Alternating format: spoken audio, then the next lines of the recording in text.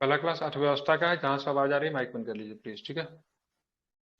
प्याज पर न्यूनतम निर्यात मूल्य, ठीक है, लगा, ठीक है। विदेश व्यापार महानिदेशालय ने प्याज पर, ठीक है, $800 प्रति टन न्यूनतम निर्यात मूल्य लगाया है, ठीक है। तो न्यूनतम निर्यात मूल्य प्याज पे कितना लग गया? $800 प्रति टन, ठीक है। ये किसके द्वारा लगाया जाता है? न्यूनतम निर्यात मूल्य जो लगाया गया मुख्यतः किस वाणिज्य एवं उद्योग मंत्रालय के द्वारा। किसके द्वारा? तो वाणिज्य एवं उद्योग मंत्रालय के द्वारा, ठीक है। ध्यान रखें। अब क्या है इसका रीजन, क्या है? तो पर्याप्त घरेलू आपूर्ति सुनिश्चित करके प्याज की कीमतों को किफायती बनाए रखना, इसी वजह से, ठीक है, वाणिज्य एवं उद्योग मंत्रालय के द्वारा, ठीक है, प्याज पे $800 प्रति टन का न्यूनतम निर्यात मूल्य लगा दिया गया, ठीक है। एमईपी, ठीक है। एमईपी, एमई का मतलब क्या होता है? मिनिमम सपोर्ट प्राइस, ठीक है। क्या होता है? एमएसपी होता है मिनिमम सपोर्ट प्राइस, ये तो एमईपी है, ठीक है। इसका मतलब क्या है? मिनिमम एक्सपोर्ट न्यूनतम प्राइस। निर्यात एक्सपोर्ट प्राइस हो जाएगा। क्या हो जाएगा? एक्सपोर्ट प्राइस हो जाएगा, ठीक है। ध्यान में रखिए कितना है, तो $800 प्रति टन, ठीक है। ध्यान में रखना, ठीक है। एमईपी एक विशेष उत्पाद के लिए निर्धारित है जिसके नीचे इसे निर्यात नहीं किया जा सकता है। मतलब $800 प्रति टन के नीचे इसको निर्यात नहीं किया जा सकता है। इसे विदेश व्यापार अधिनियम 1992 के तहत घोषित किया गया था, ठीक है। एमईपी कब आया था, तो क्या बताएंगे? ये प्रश्न बन सकता है प्रीलिम्स के लिए। कब आया था? तो 1992 में। कब आया था? तो ध्यान में रखेंगे 1992 में आया था। एमईपी क्या होता है? तो मिनिमम एक्सपोर्ट एक्सपोर्ट प्राइस होता है। प्राइस। मतलब इससे कम दाम पे आप क्या कर सकते हैं, जो भी आपका जो मतलब गुड्स है उसको आप निर्यात नहीं कर सकते हैं, ठीक है। क्या कर सकते हैं? इससे कम कीमत पे आप इसको निर्यात नहीं कर सकते। एमईपी उसको कहा जाता है, ठीक है। ध्यान में रखना है, ठीक है। कब आया था? तो आपके प्रीलिम्स के लिए क्या है, ये 1992 अधिनियम में, ठीक है। इसे विदेश व्यापार, ठीक है, अधिनियम 1992 की तरह घोषित किया गया था। इसको आप ध्यान में रखेंगे। कीमत स्थिर रखने के लिए सरकार के कौन कौन से कदम उठाती है, ध्यान में रखेंगे। तो न्यूनतम निर्यात मूल्य मतलब उठाई है, जिसको एमईपी कहते हैं। टमाटर, प्याज और आलू के लिए ऑपरेशन ग्रीन योजना, ये भी प्रश्न पूछा जा सकता है। ऑपरेशन ग्रीन योजना किस फसल से संबंधित है? तो किससे संबंधित है बताइए? आलू, टमाटर टमाटर, प्याज प्याज। आलू से। सब्जी बन टमाटर, सकता है, प्याज, आलू, बन टमाटर, जाएगा, ठीक है। प्याज। आलू, टमाटर, प्याज से संबंधित है ऑपरेशन ग्रीन, ठीक है। ध्यान में रखिएगा, इंपॉर्टेंट है, ठीक है। प्याज की कीमतों को कम करने के लिए मूल्य स्थिरीकरण कोष, प्याज का विकिरण भंडारण हानि को मतलब क्या करना है? कम करना है, ठीक है। तो ध्यान में रखिएगा। इसमें से प्रीलिम्स के लिए हमारे लिए क्या इंपॉर्टेंट हो गया? सबसे पहले प्याज पर न्यूनतम निर्यात मूल्य लगाया गया है एमईपी, जो कि कितना लगा है? $800 प्रति टन का लगा है। किसके द्वारा लगाया? वाणिज्य एवं उद्योग मंत्रालय के द्वारा लगाया है, ठीक है। ध्यान में रखेंगे। ये एमईपी जो था, ये एमईपी जो अधिनियम कब आया था? तो ध्यान में रखेंगे 1992 में आया था, ठीक है। 1992। उसके बाद बात करेंगे टमाटर, आलू, प्याज से कौन सा ऑपरेशन ग्रीन योजना जो है संबंधित है, ऑपरेशन ये भी आप ग्रीन। ध्यान में रख सकते हैं। आप देखेंगे भारत का पहला संदर्भ ईंधन रेफरेंस फ्यूल लॉन्च किया गया। क्या होता है ये? तो इंडियन ऑयल कॉर्पोरेशन लिमिटेड ने भारत का पहला गैसोलीन और डीजल रेफरेंस फ्यूल को लॉन्च किया है, ठीक है। वर्तमान में भारत द्वारा संदर्भ ईंधन का आयात किया जा रहा है, ठीक है। संदर्भ ईंधन, ठीक है। आर एफ प्रीमियम उच्च मूल्य वाले उत्पाद है जिनका उपयोग, ठीक है, ऑटो मूल उपकरण निर्माताओं और वाहनों को, ठीक, कैलिब्रेट करने के परीक्षण के लिए किया जाता है, ठीक है। तो भारत का पहला संदर्भ इंजन रेफरेंस फ्यूल जो होता है लॉन्च हो गया है। भारत मुख्यतः इसको क्या करते थे? तो मतलब आयात करते थे, ठीक। आयात का मतलब क्या करते थे? मंगवाते थे बाहर से, ठीक है। ध्यान रखेंगे। आरएफ प्रीमियम, ठीक है, उच्च मूल्य वाले उत्पाद हैं जिनका उपयोग, ठीक है, ऑटो मूल उपकरण निर्माताओं और वाहन को कैलिब्रेट करने के परीक्षण के लिए किया जाता है। अब यहाँ पे देखेंगे दिव्यांगजन। दिव्यांगजन जानते हैं ना क्या होता है? विकलांग, ठीक है। मोदी जी ने बोला था दिव्यांग, ठीक है। ध्यान रखें, उनको ब्याज दरों पे कितनी छूट दी गई है? 1% की छूट दी गई है, ठीक है।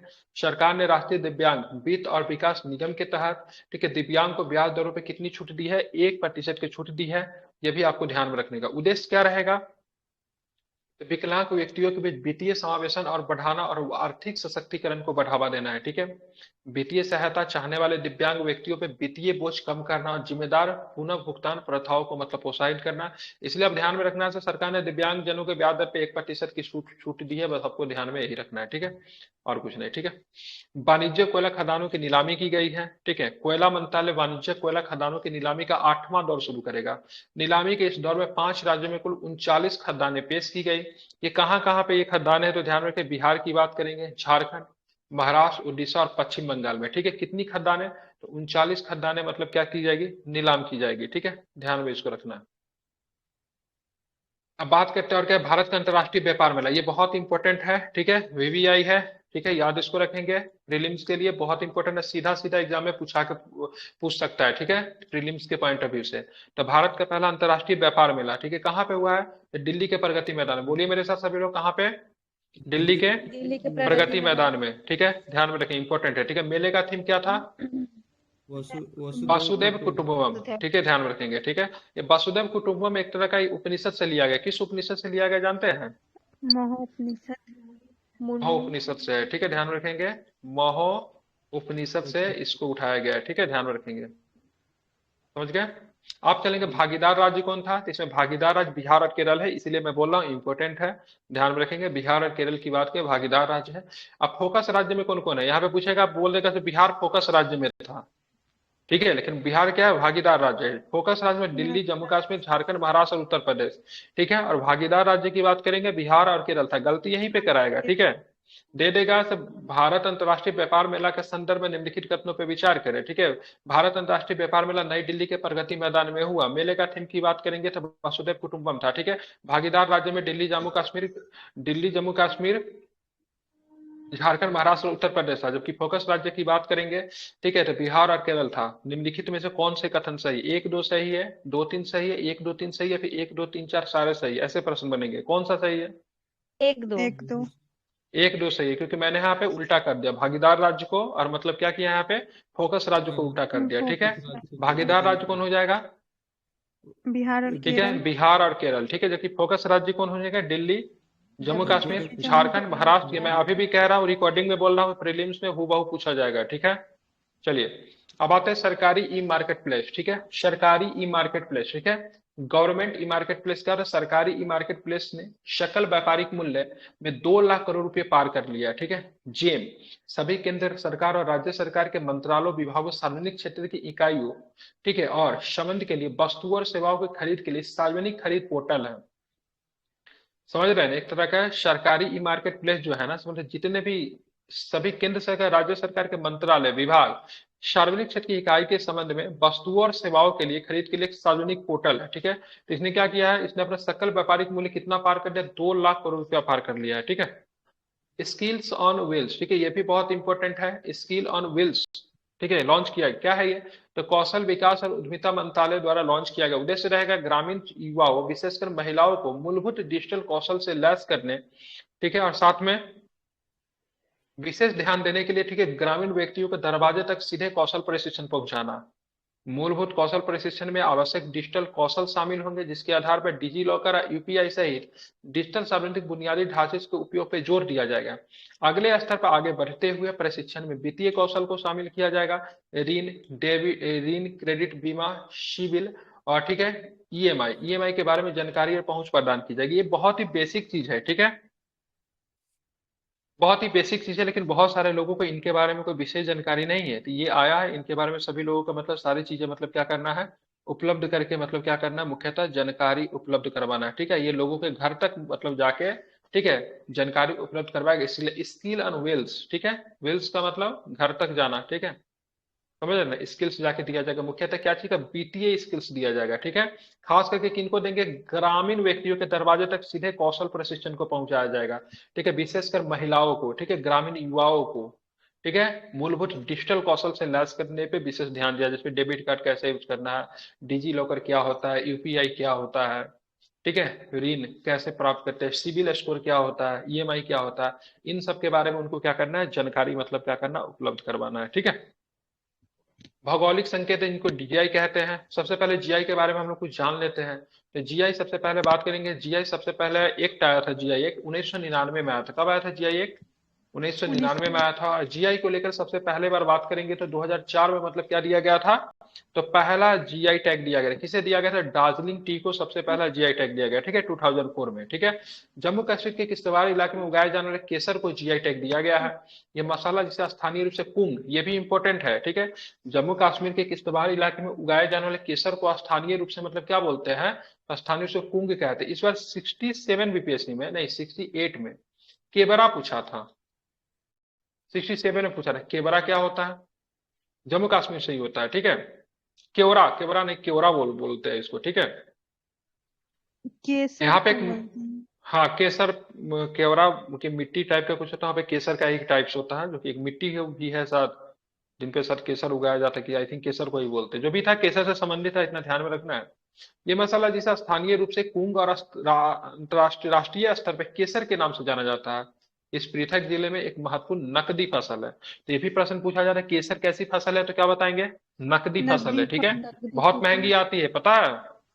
यस जी सर। सर। बहुत महंगी आती है, ठीक है, ध्यान में रखना है। ये मसाला है जिसे स्थानीय तौर पे वहां पे किस नाम से जानते हैं, जम्मू कश्मीर में किस नाम से जानते हैं? कुंग के नाम से जानते हैं, ठीक है। जी। जम्मू कश्मीर के किस जिला में उगाया जाता है, क्या बताएंगे? किश्तवाड़ जिला में। किस जिला में, ध्यान में रखेंगे, किश्तवाड़। किश्तवाड़ जिला में उगाया जाता है। कहाँ पे? किश्तवाड़ जिला में। किश्तवाड़ जिला, ठीक है। किश्तवाड़। प्रीलिम्स के पॉइंट ऑफ व्यू से ये इंपॉर्टेंट है, ठीक है, आप इसे याद रखेंगे, ठीक है। चलिए, अब आगे चलें। किश्तवाड़ केसर की सबसे महंगी फसल पैदा करने के लिए प्रसिद्ध है, जिसे कुमकुम के नाम से भी जाना जाता है, ठीक है। तो ये पॉइंट देखिए, बीपीएससी हमेशा एक आपका किसी क्षेत्रीय, ठीक है, किसी क्षेत्रीय चीज से प्रश्न पूछता है। जो केसर से पूछ दिया। अब एक मिथुन जानवर है जिसको नॉर्थ ईस्ट में खाने का अधिकार दे दिया, मतलब उसको लोग मतलब खाद्य पशु मतलब बोला गया, जिसको लोग खा सकता है, ठीक है, उससे प्रश्न आने की संभावना है।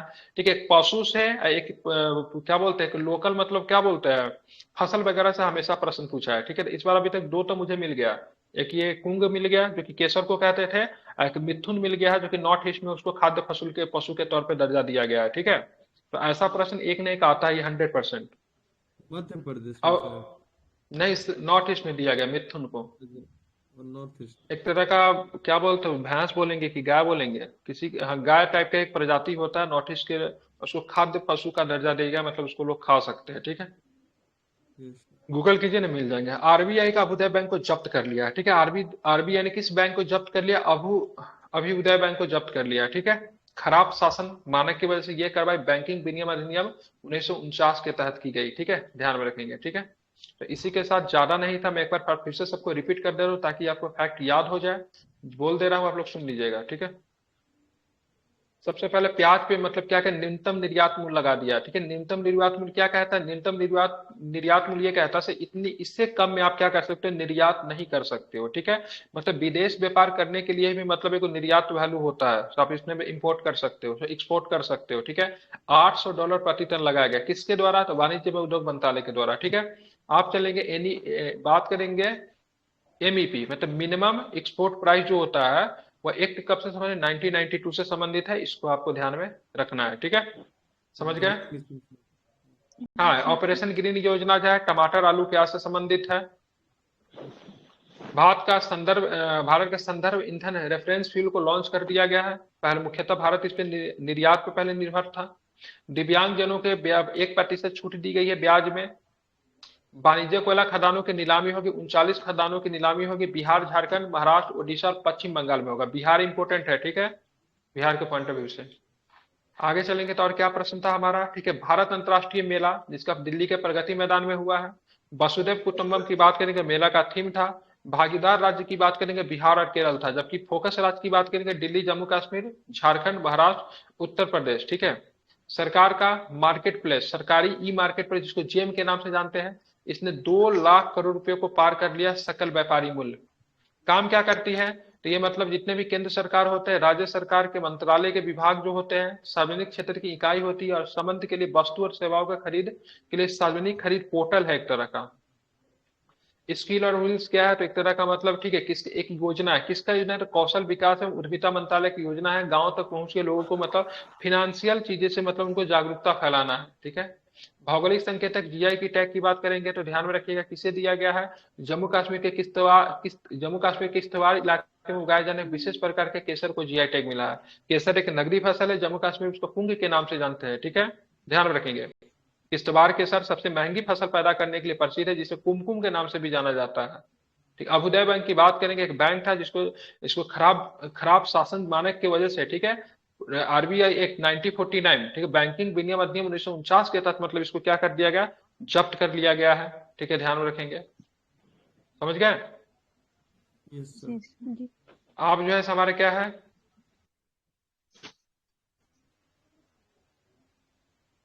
विज्ञान एवं प्रौद्योगिकी, ठीक है, ध्यान रखें। विज्ञान एवं प्रौद्योगिकी जो है, इससे हम आज कुछ हम लोग प्रश्न देखेंगे मुख्यतः। कोशिश रहेगा से 20 प्रश्न कम से कम निपटा देते हैं, ठीक है।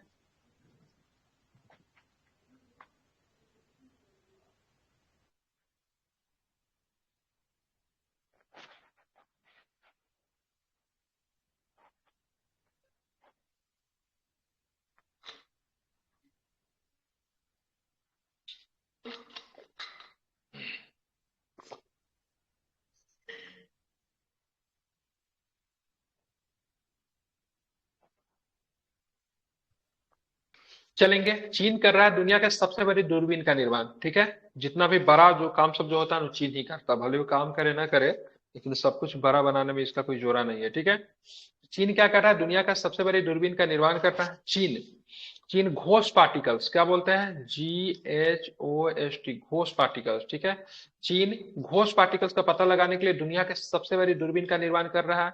घोष पार्टिकल्स को क्या कहा जाता है, क्या इंपॉर्टेंट है पीटी के पॉइंट ऑफ व्यू से, ठीक है, ऐसे प्रश्न आएंगे, ठीक न्यूट्रॉन है। क्या बोले जाते हैं, इनको न्यूट्रिनो कहा जाता है। क्या कहा जाता है, न्यूट्रिनो कहा जाता है। सब लोगों को बोलना हो, ठीक है। क्लास आना है, टाइम पे आना है, ठीक है। ऐसा नहीं कि जब मन करेगा तब उठकर चले आना है। ऑनलाइन क्लास है, समझ में आता है, लेकिन मैं देखता हूँ कौन समय पे आते हैं कौन नहीं, तो फिर नाम लेके मुझे डांटने पे मत विवश कीजिए, ठीक है। समय पर क्लास आया कीजिए, ठीक है। समझ गए ना, फिर बार बार मुझे बोलना ना पड़े। तो घोष पार्टिकल्स को क्या कहा जाता है, न्यूट्रिनो कहा जाता है। क्या कहा जाता है, न्यूट्रिनो तो न्यूट्रिनो कहा जाता है। चीन दुनिया की सबसे बड़ी दूरबीन का निर्माण कर रहा है घोष पार्टिकल्स को पता लगाने के लिए। और टेलीस्कोप का नाम क्या दिया गया है चीन के द्वारा, ट्राइडेंट नाम दिया गया है इसका, ट्राइडेंट नाम दिया गया है, ठीक है। कहाँ पे इस चीज को किया गया है, तो दक्षिणी चीन सागर में पानी के नीचे, ठीक है। कहाँ पे, पानी के नीचे, ठीक है, बिल्कुल ध्यान में रखेंगे। न्यूट्रिनो जो होता है एक प्रकार का इलेक्ट्रॉन ही होता है, जिनको घोष पार्टिकल्स कहते हैं, लेकिन न्यूट्रॉन की तरह उनमें कोई चार्ज नहीं होता है, ठीक है। अब यहाँ पे देखें न्यूट्रॉन पे कौन सा चार्ज होता है, पॉजिटिव होता है, निगेटिव होता है, या फिर आवेशहीन होता है, नेगेटिव आवेश सर, कोई नहीं नेगेटिव होता है न्यूट्रॉन। ना। प्रोटॉन पे कौन सा चार्ज होता है बताइए, पॉजिटिव। इलेक्ट्रॉन पे निगेटिव, न्यूट्रॉन पे कोई भी चार्ज नहीं होता है ना। न्यूट्रॉन की तरह उनमें कोई भी चार्ज नहीं होता है, ठीक है। न्यूट्रिनो एक प्रकार का इलेक्ट्रॉन है, ठीक है। ध्यान रखें, न्यूट्रिनो की बात करेंगे, न्यूट्रोनो न्यूट्रॉन नहीं है। न्यूट्रिनो क्या है, इलेक्ट्रॉन है सर, एक प्रकार का इलेक्ट्रॉन है, लेकिन न्यूट्रॉन की तरह उसमें कोई चार्ज नहीं होता है, ठीक है। ध्यान रखें, तो एग्जाम में अगर पूछेगा इनमें से बताइए न्यूट्रिनो क्या है, तो न्यूट्रिनो न्यूट्रॉन है वो नहीं करना है, ठीक है। न्यूट्रिनो क्या है, न्यूट्रोनो इलेक्ट्रॉन है, ठीक है। ध्यान में रखेंगे, इसीलिए घोष पार्टिकल्स कहते हैं, ठीक है। ध्यान में रखेंगे, ठीक है। वो वे हमारे ब्रह्मांड में प्रचुर मात्रा में पाए जाने वाले, ठीक है, और सबसे छोटे कणों में से एक है, ठीक है। इनका द्रव्यमान बहुत कम होता है, उन्हें केवल तभी देखा जा सकता है जब वो अन्य कणों के साथ होते हैं, ठीक है। भूत को देख सकते हैं ना, नहीं देख सकते हैं ना, तो इसीलिए न्यूट्रॉन को भी, इनको भी बात करें, न्यूट्रिनो को भी देखना मतलब क्या होगा, मुश्किल होगा। उसको तभी देखा जा सकता है जब वह अन्य कण, मतलब उदाहरण के लिए पानी के अणु के साथ हो, तभी उसको देख सकते हैं, ठीक है। प्रीलिम्स के पॉइंट ऑफ व्यू से बहुत ही वीवीआई है। चीन दुनिया की सबसे बड़ी दूरबीन का निर्माण कर रहा है, दूरबीन का नाम क्या रखा है, तो क्या बताएंगे, ट्राइडेंट, ट्राइडेंट रखा है, ठीक है। ध्यान में, ट्राइडेंट रखा है, ठीक है। कहाँ पे, किस स्थान पे मतलब इसका निर्माण कर रहा है, तो क्या बताएंगे, चीन के लिए धरती कम पड़ गया है, ठीक है, इसलिए पानी के नीचे कर रहा है, ठीक है। ध्यान में रखेंगे, ठीक है। चीनी इसके धरती के नीचे मतलब पानी के नीचे कर रहा है, ठीक है। माइक बंद कीजिए जहां से बच्चे की आवाज आ रही है, ठीक है। घोष पार्टिकल्स को क्या कहा जाए, न्यूट्रिनो भी कहा जाता है, ठीक है। न्यूट्रिनो एक प्रकार का क्या है, इलेक्ट्रॉन है, प्रोटॉन है, या फिर न्यूट्रॉन है, तो क्या बताएंगे, इलेक्ट्रॉन है सर। बिल्कुल इलेक्ट्रॉन है, लेकिन इनमें न्यूट्रॉन की तरह इनमें कोई भी चार्ज नहीं होता है, ठीक है। ध्यान रखिए, वे ब्रह्मांड में प्रचुर मात्रा में पाए जाने वाले हैं और सबसे छोटे कणों में से एक होते हैं, ठीक है। इनका द्रव्यमान की बात करेंगे बहुत कम होता है। इसे देखा जा सकता है कि नहीं, देखा जा सकता है, लेकिन कंडीशन के साथ। कब देखेंगे, जब पानी के अणु के साथ होंगे, अन्य अणु के साथ होंगे, अन्य कणों के साथ होंगे, तभी देख सकते हैं, ठीक है। भारतीय सेना में एआई, एआई का मतलब क्या होता है, आर्टिफिशियल इंटेलिजेंस। आर्टिफिशियल इंटेलिजेंस के जनक किसे माना जाता है, नाम जानते हैं क्या उनका, ठीक है, मैकार्थी को जाना जाता है, ठीक है। ध्यान में रखेंगे, ठीक है। चलिए, आर्टिफिशियल इंटेलिजेंस भारत की रक्षा परिदृश्य को आकार दे रहा है और संचालन में संभावित लाभ प्रदान कर रहा है, ठीक है। 140 एआई आधारित निगरानी प्रणालियां तैनात की गई है, जिनमें से, ठीक है, उच्च रेजुलेशन वाले कैमरे हैं, सेंसर है, मानव रहित हवाई वाहन फीड और रडार फीड शामिल है। बलिराम जी माइक बंद कीजिए। ओके। एआई आधारित वास्तविक समय निगरानी सॉफ्टवेयर आतंकवाद विरोधी अभियानों में खुफिया जानकारी उत्पन्न करता है रंगरूटों के पहले बैच को प्रशिक्षित करने के लिए हाईटेक सैन्य सिमुलेटर प्रौद्योगिकी का भी उपयोग किया जा रहा है। ठीक है, एआई संचालित ड्रोन और रोबोट सीमाओं पर गश्त करते हैं, जिनके कवरेज में वृद्धि होती है और मानव हस्तक्षेप की आवश्यकता कम होती है। मतलब खुद ही मतलब सब कुछ कर लेता है। ठीक है, ह्यूमन को कम इन्वॉल्व होना पड़ता है। ठीक है, एरो इंडिया 2023 में निगरानी और अपराध को विफल करने के लिए अग्नि डी नामक एक एआई आधारित निगरानी सॉफ्टवेयर का अनावरण किया गया। ठीक है, तो अग्नि डी क्या है? तो एआई निगरानी सॉफ्टवेयर, ये इंपॉर्टेंट है आपके लिए। अग्नि डी क्या है? एआई एआई आधारित आधारित एआई निगरानी आधारित सॉफ्टवेयर। निगरानी सॉफ्टवेयर है। ठीक है, इसको मार्क कर लीजिएगा, अगर नोट्स वगैरह बनाते हैं तो कॉपी में लिख लीजिएगा। ठीक है, राजनाथ सिंह ने जुलाई 2022 में पहली बार रक्षा में एआई संगोष्ठी के दौरान 75 नई विकसित एआई प्रौद्योगिकी का शुभारंभ किया, जैसे रोबोटिक्स हो गया, स्वचालन उपकरण। ठीक है, स्वचालन मतलब ऑटोमेटिक। ठीक है, संयुक्त अमेरिका और भारत एक रक्षा कृत्रिम बुद्धिमत्ता संवाद शुरू करने और अपने संयुक्त साइबर प्रशिक्षण का विस्तार करने पर सहमत हुए हैं। भारतीय सेना हर साल एआई खर्च के लिए लगभग 50 मिलियन अमेरिकी डॉलर आवंटित कर रही है। कितनी कर रही है? 50 मिलियन अमेरिकी डॉलर आवंटित कर रही है। ठीक है, मतलब भारतीय सेना पूरी तरीके से एआई से मतलब क्या हो रही है? तो पूरी तरीके से अगर बात करेंगे एआई से मतलब लैस हो रही है। ठीक है, हमारा 140 एआई आधारित निगरानी प्रणाली तैयार की गई है, जिनमें क्या शामिल है? कैमरे शामिल है, जो कि हाई रेजुलेशन वाले कैमरे शामिल है, सेंसर से लगे, मानव रहित का मतलब क्या? विद ह्यूमन या फिर without human? Without human sir.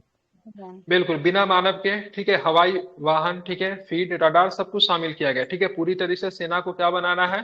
तो सेना को एआई आधारित अत्याधुनिक चीजें बनाना है। इसके लिए सेना प्रति वर्ष कितने खर्च कर रही है?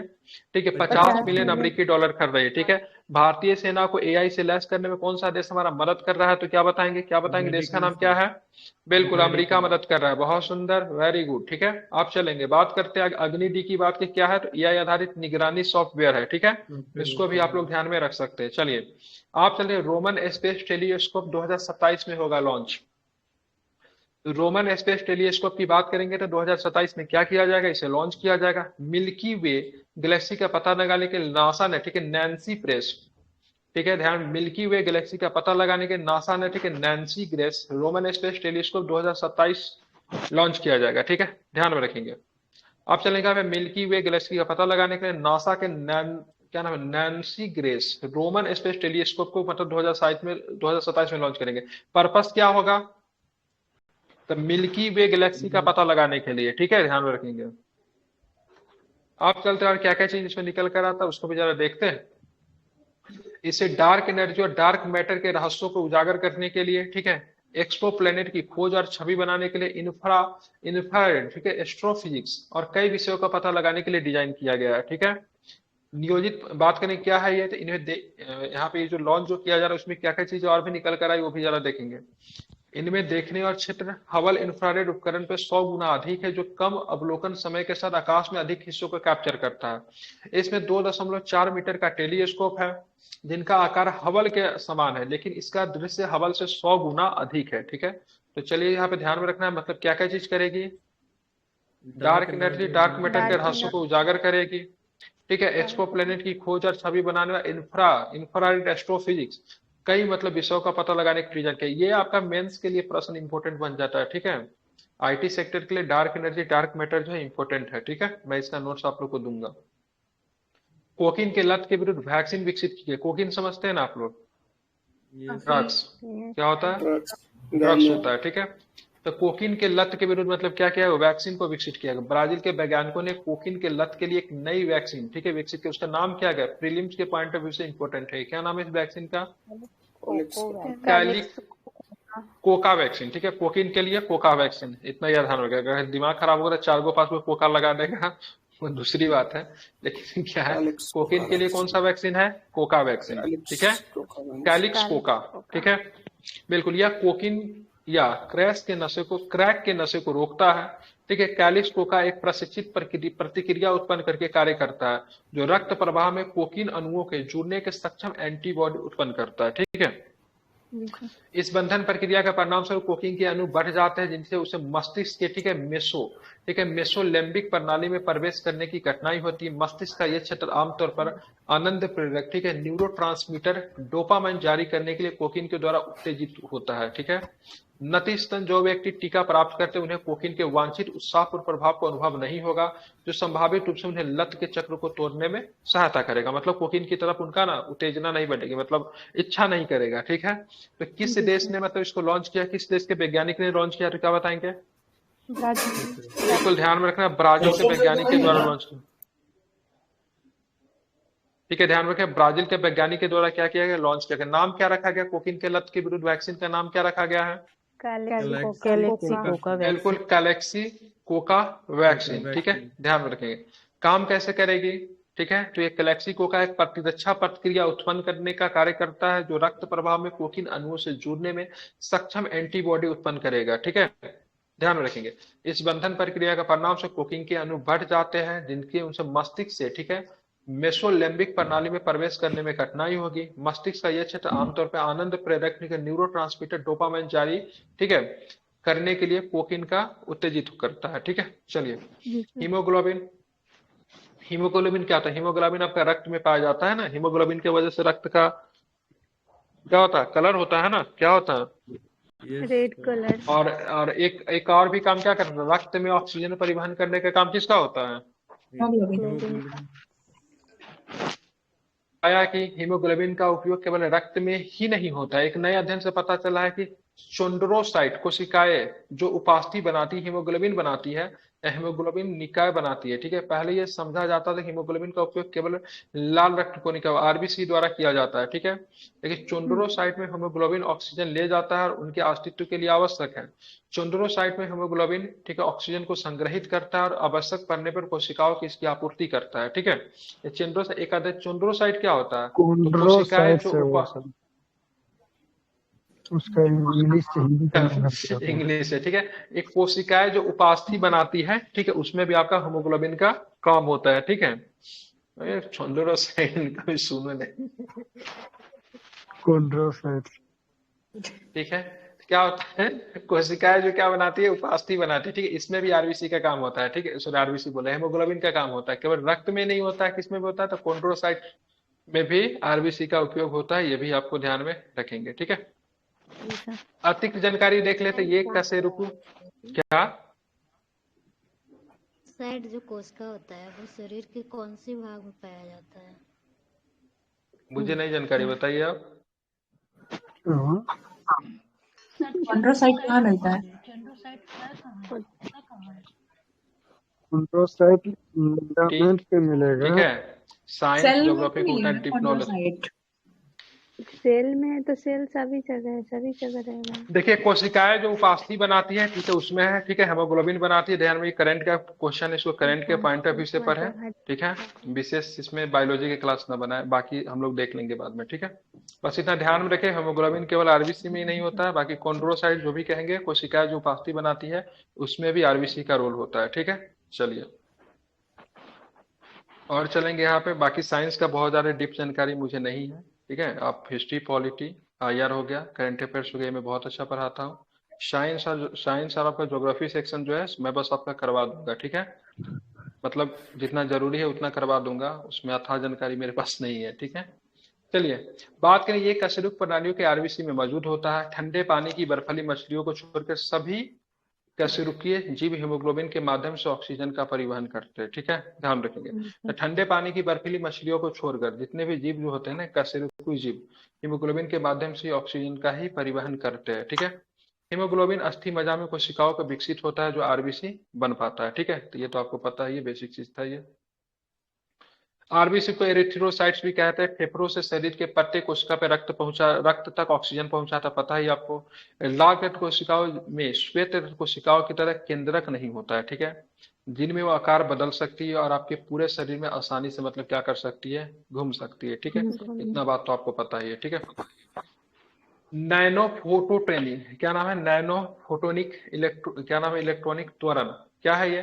तो वैज्ञानिकों ने दुनिया के सबसे छोटे कण, वैज्ञानिकों ने दुनिया के सबसे छोटे कण त्वरण, ठीक है, नैनो फोटोनिक इलेक्ट्रॉन एक्सेलरेटर को चालू किया है। ठीक है, एनईए, क्या नाम है इसका, एनईए,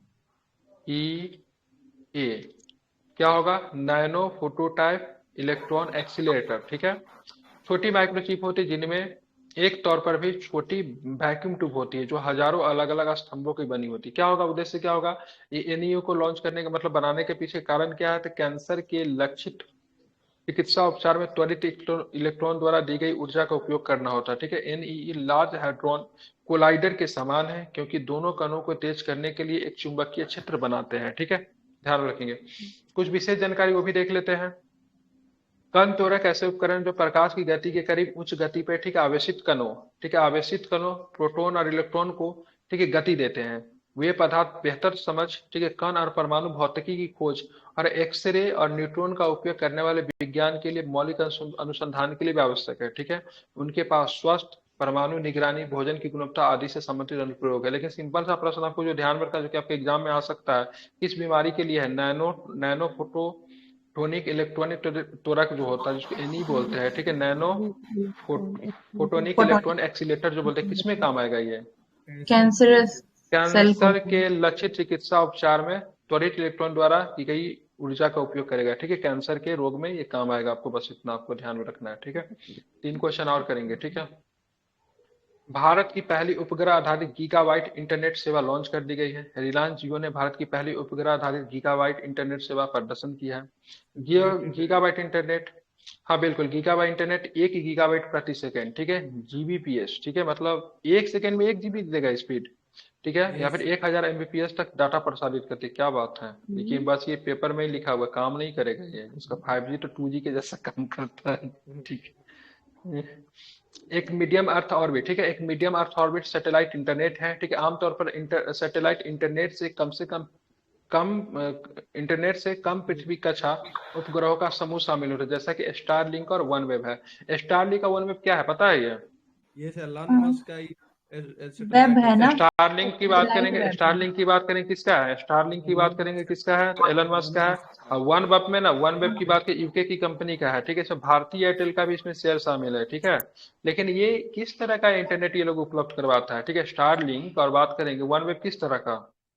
सैटेलाइट इंटरनेट उपलब्ध करवाता है, ठीक है। बोलेंगे सर सैटेलाइट इंटरनेट का क्या होता है? ये आम लोगों के लिए नहीं होता। आप जंगल में चले जाएंगे, ठीक है, हिंद महासागर के बीच में चले जाएंगे, सतपुरा के जंगल में चले जाएंगे, थार रेगिस्तान के बीच में चलेंगे, लक्षद्वीप में चले जाएंगे, तो वहां पे आपका एयरटेल, आइडिया ये सब नहीं काम करेगा।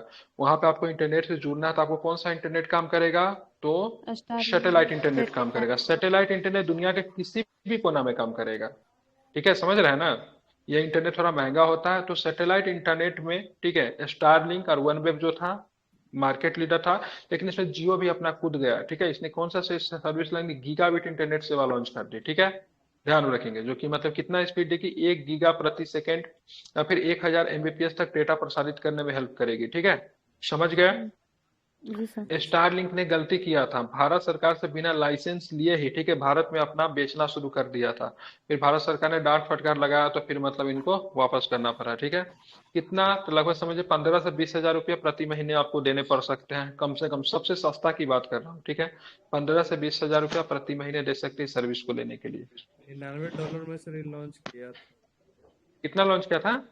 $99 में स्टारलिंक। $99 नहीं, ज्यादा था इसका, 15,000 के आसपास निकल कर आ रहा था। $199 हो सकता। नहीं सर, 8,700 ऐसे कुछ करके ये लॉन्च किया था इसका हम हाँ, तो देखे थे। पहले ही बेचना शुरू कर दिया था जिसमें इसको लाइसेंस भी नहीं मिला था। फिर इसको डांट लगा था, तो फिर सबका पैसा वापस किया था, क्योंकि बिना लाइसेंस के मतलब भारत में बेचना शुरू कर दिया था, ठीक है। और एलईयू की तुलना में एमईयू का उपयोग करने का लाभ होगा, ठीक है, बहुत कम उपग्रहों के साथ विश्व एक बड़े क्षेत्र को कवर किया जा सकता है, ठीक है, मतलब विश्व का बहुत सारे क्षेत्र को मतलब इसे कवर किया जा सकता है, ठीक है। क्योंकि सब जगह तो आपको नहीं काम करेगा। अब ये सर्विस जो उपलब्ध हो जाए कहीं पे भी दूर दराज इलाका में इजिली वे में इंटरनेट क्या होगा? अवेलेबल हो जाएगा, ठीक है। अब यहाँ पे जैसे कि अभी हाल फिलहाल में फिलिस्तीन वाला, बिल्कुल फिलिस्तीन वाला युद्ध में, फिलिस्तीन में पूरी तरह से मतलब क्या बोलते हैं वो खत्म हो गया है, ठीक है। क्या बोलते हैं उसको? Internet service. इंटरनेट वगैरह सर सारा का सारा शट डाउन है, कुछ भी नहीं हुआ पे, ठीक है। तो स्टारलिंक बोल दिया था हम अपना इंटरनेट देंगे फिलिस्तीन को, इस पे था विवाद भी हो गया था। नहीं, फिलिस्तीन में नहीं बोला था, इसको बोला था, क्या नाम है इसका, रूस क्रीमिया में, कौन सा हो रहा है? यूक्रेन वालों यूक्रेन को बोला था, यूक्रेन को बोला था हम देंगे सर, फिलिस्तीन को भी बोला था हम अपना इंटरनेट देंगे, ठीक है। उप सतह जल बर्फ मानचित्रण, ठीक है, स्वीम परियोजना, ठीक है, उप सतह जल बर्फ मानचित्रण स्वीम परियोजना क्या है ये? तो नासा के द्वारा वित्त पोषित स्वीम परियोजना, ठीक है, ठीक है, नासा के द्वारा। इसमें कौन सा? एरिजोना विश्वविद्यालय शामिल है, ठीक है। मानचित्रों का अपना चौथा सेट जारी किया। इसमें मंगल ग्रह की उप सतह बर्फ का विस्तृत चित्र प्रस्तुत किया गया मंगल पर, ठीक है। जल बर्फ और कार्बन डाइऑक्साइड सूखी बर्फ दोनों, ये तो कहिया से पता चल रहा है, तो इसमें कौन सा नया बात है इसमें? ठीक है, मंगल पे क्या है? बर्फ भी है, ठीक है, सूखा बर्फ भी है। सूखा बर्फ को क्या बोलते हैं? Dry carbon ice. Dioxide sir. बिल्कुल, कार्बन डाइऑक्साइड कहते हैं, ठीक है। सूखी बर्फ को ध्यान में रखेंगे इसको, ठीक है। यूनाइटेड किंगडम ने, ठीक है, एआई पर, ठीक है, बेलेचली घोषणा, इंपॉर्टेंट है, मेंस के पॉइंट ऑफ व्यू से बहुत जरूरी है, ठीक है। तो एक बेलेचली घोषणा पत्र हुआ जो कि एआई से संबंधित है, बेलेचली डिक्लेरेशन, ठीक है। आर्टिफिशियल इंटेलिजेंस एआई पर दुनिया का पहला समझौता है, ठीक है। ये फर्स्ट डिक्लेरेशन है वर्ल्ड का, ठीक है, जो कि एआई से संबंधित है। क्या नाम है इसका? बेलेचली, ठीक है। बेले क्या होगा इसमें? तो इस पर यूनाइटेड किंगडम एआई सुरक्षा शिखर सम्मेलन हस्ताक्षर किए गए थे, ठीक है। शिखर सम्मेलन का स्थल की बात करेंगे, ब्लेचले पार्क है। ये कौन सा पार्क है? तो द्वितीय विश्व युद्ध के दौरान ब्रिटेन का कोड ब्रेकिंग सेंटर था। क्या था यहाँ पे? कोड ब्रेकिंग सेंटर था। मतलब द्वितीय, जैसे युद्ध की जो भाषाएं जो होती है, जैसे हमको आपसे मतलब कोई बात करनी है, ठीक है, तो नॉर्मली लैंग्वेज में बात नहीं करेंगे, कोड लैंग्वेज में बात करेंगे, ताकि हमारा बात को कोई इंटरसेप्ट जल्दी ना कर पाए, ठीक है।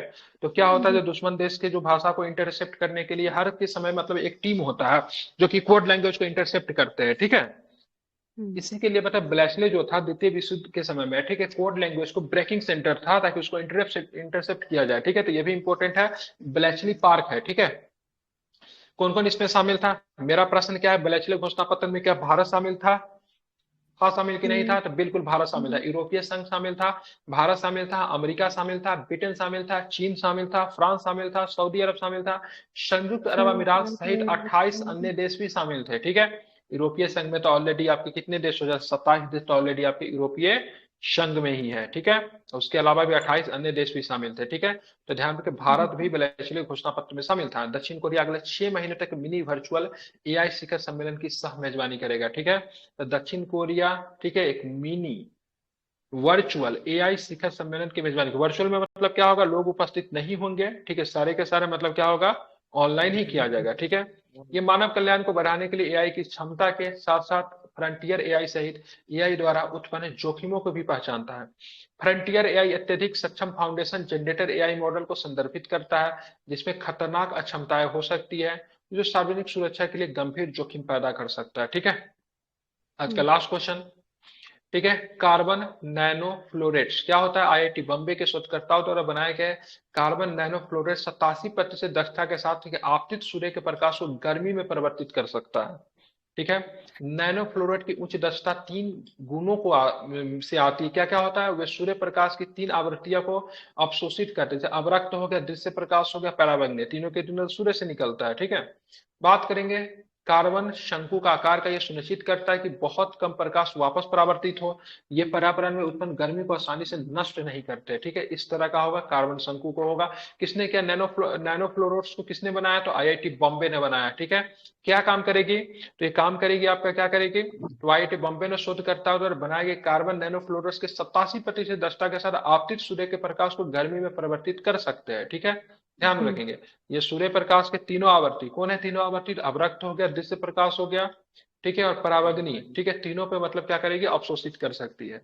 यहीं पे थोड़ा प्रश्न था, इसको आप लोग देख लीजिएगा। बाकी का जो प्रश्न जो रहेगा आईटी का वो हम लोग कल करेंगे। कितने क्वेश्चन रह गए इसमें? तो आप में इसमें कितने क्वेश्चन रह गए? तो ज्यादा नहीं रह गए हैं, ठीक है, 13 क्वेश्चन और रह गए हैं। और पर्यावरण के कितने क्वेश्चन है? एक बार रिवीजन भी करा। हाँ करवा देता हूँ मैं, ठीक है। पर्यावरण के कितने क्वेश्चन रह गए? पर्यावरण के 14 क्वेश्चन रह गए, जो कि कल की क्लास में आपके हो जाएंगे। चलिए जल्दी जल्दी मैं एक बार रिवीजन करवा देता हूँ, आप लोग उसको ध्यान से सुनेंगे, ठीक है। माइक बंद कर लीजिए, ठीक है। सबसे पहले हम लोग चलेंगे चीन। चलेंगे चीन क्या कर रहा है? दुनिया का सबसे बड़ा दूरबीन बना रहा है जो कि घोष पार्टिकल का पता लगाएगा, ठीक है। घोष पार्टिकल को न्यूट्रिनो भी कहते हैं। और टेलीस्कोप का नाम जो रखा है, क्या नाम है? ट्राइडेंट रखा है, ठीक है। किस स्थान पे बना रहा है? तो पानी के नीचे बना रहा है। कहाँ पे पानी के नीचे? दक्षिणी चीन सागर। दक्षिणी चीन सागर को चीन अपना बकौती समझता, बोलता है पूरा दक्षिणी चीन सागर मेरा ही है, ठीक है। इसके लिए बहुत सारे देशों के साथ इसका विवाद भी है, ठीक है। न्यूट्रिनो क्या है? न्यूट्रिनो एक प्रकार का इलेक्ट्रॉन है, लेकिन न्यूट्रिनो जो है एक प्रकार का इलेक्ट्रॉन है, लेकिन इलेक्ट्रॉन निगेटिव चार्ज होता है, जबकि न्यूट्रॉन पर कोई भी चार्ज आपको नहीं देखने को मिलेगा न्यूट्रिनो पे, ठीक है। ये ब्रह्मांड में प्रचुर मात्रा में उपलब्ध है, लेकिन फिर भी आसानी से नहीं देखा जाएगा क्योंकि इसके बहुत से छोटे कण में से होता है। इसको देखने के लिए अन्य कणों का उदाहरण, अन्य कणों के माध्यम से इसको देख सकते हैं, जैसे पानी के अणु के द्वारा, ठीक है। भारतीय सेना में एआई जो है अपनी प्रमुख भूमिका निभा रही है। भारत जो है अमेरिका की सहायता से अपने सेना को पूरी तरह एआई संचालित मतलब बना रहा है। इसके लिए भारतीय सेना की बात करेंगे तो प्रतिवर्ष, ठीक है, कितना 50 मिलियन अमेरिकी डॉलर जो हो रहा है आवंटित कर रहा है। और बात करेंगे भारतीय सेना के बाद में, तो अग्नि नामक एआई आधारित, ठीक है, निगरानी सॉफ्टवेयर को भी लॉन्च किया गया, ठीक है। कैसे काम करेगा, तो एआई आधारित हाई रेजोल्यूशन कैमरा, सेंसर, मानव रहित हवाई वाहन, ठीक है, फीड और रडार, ये सारे चीजों को मतलब शामिल कर रहा है, ठीक है। रोमन स्पेस टेलीस्कोप 2027 में लॉन्च किया जाएगा। कौन करेगा, तो नासा के Nancy grace Roman space telescope 2027 में लॉन्च करेगा, ठीक। क्या करेगा ऊपर में जाकर, तो ऊपर में जाके 2-3 चीजों के बारे में पता करेगा। सबसे पहले क्या चीज पता करेगा, तो ऊपर में जाकर डार्क एनर्जी, डार्क मैटर के रहस्यों का उजागर करेगा, ठीक है, ध्यान में रखेंगे। अब यहाँ पे चलेंगे, इसकी लंबाई के बाद 2.4 मीटर का टेलीस्कोप है, जिसका आकार हब्बल के समान है, ठीक है। लेकिन हब्बल के समान आकार होने के बाद भी उससे दृश्य क्षमता की बात करेंगे तो उससे 100 गुना अधिक है। कोकीन के लत को छुड़ाने के लिए ब्राजील के वैज्ञानिकों ने एक वैक्सीन को लॉन्च किया, जिसका नाम रखा गया कैलिक्स कोका, ठीक है, ध्यान में रखेंगे, ठीक है। जो कि मतलब क्या करेंगे, बॉडी में जाके, ठीक है, बॉडी में जाके वहां पे आपको मतलब पूरी तरीके से मतलब, ठीक है, कोकीन के लत को मतलब छुड़ाने का मतलब काम करता है, ठीक है, ध्यान रखें। वैक्सीन का नाम याद है, इसको आपको याद रखना है। हेमोग्लोबिन से एक प्रश्न आया, ठीक, कॉन्ड्रोसाइट्स, ठीक है। यहाँ पे क्या था, हेमोग्लोबिन का प्रश्न था। वैज्ञानिकों ने हेमोग्लोबिन का उपयोग केवल रक्त में नहीं होता बल्कि कॉन्ड्रो था ना, कॉन्ड्रोसाइट्स कोशिका में भी उपस्थित बनाती है, उसमें भी हेमोग्लोबिन का ही मदद से मतलब ये सारी चीजें होती है, ठीक है। ये ध्यान रखें, कॉन्ड्रोसाइट्स कोशिका जो उपस्थित बनाती है, हेमोग्लोबिन बनाती है, हेमोग्लोबिन बनाती है, और हेमोग्लोबिन निकाय हेडी भी बनाती है, ठीक है। तो ये भी आपको ध्यान में रखना है, ठीक है। मतलब यहाँ पर भी कॉन्ड्रोसाइट्स में भी हेमोग्लोबिन का यूज होता है, ठीक है। और आगे पढ़ेंगे तो और क्या प्रश्न था, ठीक है। नैनो फोटोनिक, ठीक है, इलेक्ट्रॉनिक, क्या नाम था, त्वरक, जिसको क्या एक्सीलेटर बोला गया था। क्या काम होता है, तो कैंसर लक्षित चिकित्सा उपचार में ये काम कर सकता है। फुल फॉर्म क्या था, तो नैनो फोटोनिक इलेक्ट्रॉन एक्सीलेटर, ठीक है, ध्यान में इसको रखना है।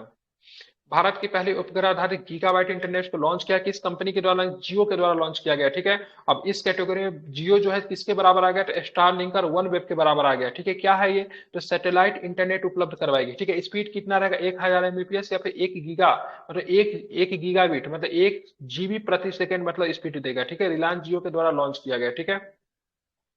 एलईओ की तुलना में एमईओ का उपयोग करने का लाभ क्या, बहुत कम उपग्रहों के साथ विश्व के बड़े क्षेत्र को मतलब कवर किया जा सकता है, ठीक है। एमईओ का मतलब क्या होता है, मीडियम, क्या होता है, मीडियम अर्थ बिल्कुल, ठीक है, बिल्कुल, हाँ, ध्यान में इसको रखिएगा, ठीक है। अर्थ ऑर्बिट, ऑर्बिट है। हाँ, मीडियम अर्थ ऑर्बिट होता है। यहाँ पे दिया भी था तो मीडियम अर्थ ऑर्बिट यहाँ पे दिया तो है, ठीक है, ध्यान रखेंगे। उप सतह जल मानचित्र स्विम परियोजना किसके द्वारा लॉन्च किया गया, तो नासा के द्वारा लॉन्च किया गया है, ठीक है, ध्यान रखें। इसने पता लगा तो मंगल ग्रह पे उप सतह पे बर्फ का विस्तृत दृश्य प्रस्तुत किया गया है। मंगल ग्रह पे बर्फ के साथ साथ कार्बन डाइऑक्साइड बर्फ भी है, ठीक है, कार्बन डाइऑक्साइड बर्फ जिसको सूखी बर्फ के नाम से जानते हैं। ब्लेचले घोषणा जो एआई से संबंधित है, ठीक है, कहाँ पे, यूके में हुआ, यूके में कहाँ पे हुआ, ब्लेचले में हुआ। ब्लेचले किस लिए जाना जाता है, सेकेंड वर्ल्ड वार के समय में यहाँ पे क्या होता था, द्वितीय विश्व युद्ध के दौरान कोड को ब्रेकिंग सेंटर था, कोड को इंटरसेप्ट किया जाता था। कौन कौन कंट्री ने इस पे साइन कर दिया, यूरोपीय संघ के अलावा भारत, अमेरिका, ब्रिटेन, चीन, फ्रांस, सऊदी अरब और संयुक्त अरब अमीरात सहित 28 अन्य देशों ने मतलब इसे साइन किया, ठीक है। बात की इसी तरह का एक मतलब और भी मतलब एआई से संबंधित जो शिखर सम्मेलन की सह मेजबानी कौन कर रहा है, दक्षिण कोरिया कर रहा है, जो कि 6 महीने तक चलेगी। लेकिन ये मतलब क्या होगा, फिजिकली नहीं होगा, कैसे होगा, वर्चुअली होगा, ठीक है, ध्यान में रखना है। आगे की बात करें, नैनो फ्लोरेट्स, ठीक है, आईआईटी बॉम्बे ने, ठीक है, यहाँ पे क्या किया है, वहां के शोधकर्ताओं द्वारा बनाए गए कार्बन नैनो फ्लोरेट 87% दक्षता के साथ आपतित सूर्य के प्रकाश को गर्मी में परिवर्तित कर सकता है, ठीक है, ध्यान में रखेंगे। जिसमें से सूर्य के 3 आवर्तियों का अवशोषित करने की क्षमता रखता है, जिसमें अवरक्त है, दृश्य प्रकाश और परावैंगनी है, ठीक है, ध्यान में रखना है। जिसकी आकृति कैसी होगी, तो आकृति मतलब शंकु की तरह इसकी आकृति होगी, ठीक है। तो चलिए, आपका ये क्लास करंट का हो गया। अब हम लोग क्या करेंगे, क्या पढ़ेंगे आप लोग का फेवरेट क्लास, जो कि जिस दिन पढ़ते हैं उसी दिन याद रहता है, कल होके सब भूल जाते हैं, ठीक है। ये पूछेंगे कल वाला, किसी को कुछ भी याद नहीं होगा।